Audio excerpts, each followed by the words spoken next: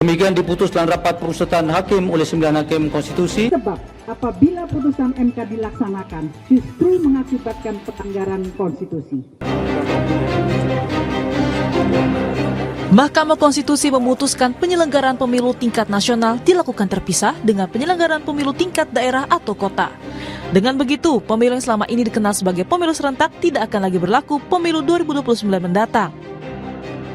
Pemilihan dilaksanakan secara serentak di seluruh wilayah Negara Kesatuan Republik Indonesia untuk memilih anggota Dewan Perwakilan Rakyat Daerah Provinsi, anggota Dewan Perwakilan Rakyat Daerah Kabupaten Kota, dan Gubernur atau Wakil Gubernur, Bupati atau Wakil Bupati, dan Wali Kota atau Wakil Wali Kota yang dilaksanakan dalam waktu paling singkat 2 tahun atau paling lama 2 tahun 6 bulan sejak pelantikan anggota Dewan Perwakilan Rakyat dan anggota Dewan Perwakilan Daerah atau sejak pelantikan Presiden atau Wakil Presiden. 6. Menolak permohonan pemohon untuk selain dan selebihnya. Demikian diputus dalam rapat pemusatan hakim oleh 9 hakim konstitusi. Respon putusan MK, Partai Nasdem menilai putusan MK tersebut inskonstitusional atau melanggar Undang-Undang Dasar 1945.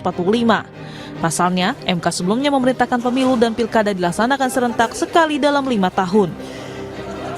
Dapat mengakibatkan krisis konstitusional bahkan deadlock konstitusional sebab apabila putusan MK dilaksanakan justru mengakibatkan pelanggaran konstitusi.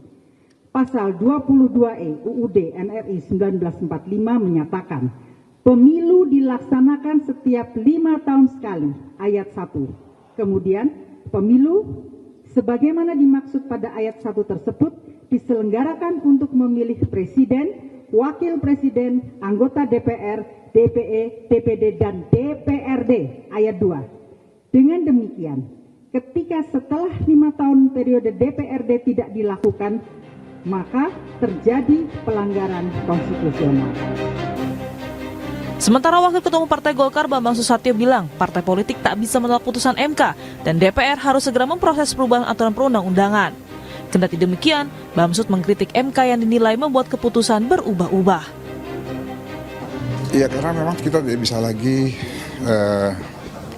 menolak itu karena udah final and binding.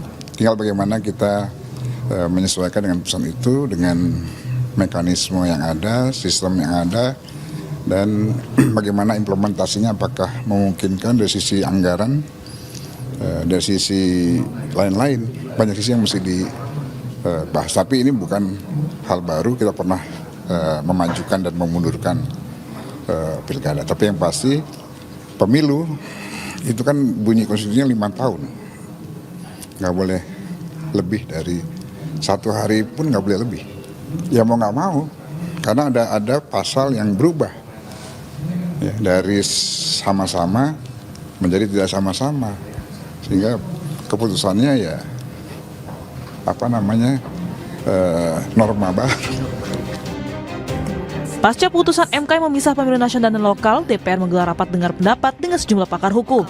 Salah satunya Patrialis Akbar yang merupakan mantan hakim MK menilai MK sudah melampaui kewenangan. Meski begitu, putusan MK sudah bersifat final dan mau tidak mau harus dijalankan. Melaksanakan putusan MK yang memang tidak bermasalah gitu. Nah sekarang kan seakan-akan bermasalah. Nah, kan yang tidak bermasalah kan ada.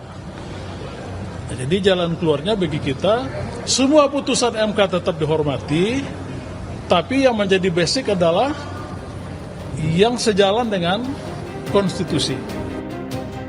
Putusan MK yang memisahkan pemilu nasional dan lokal menuai polemik. Akankah putusan ini dinilai sebagai bentuk pelanggaran konstitusi atau putusan ini bisa menjadi solusi mengurangi beban penyelenggara dan pemilih?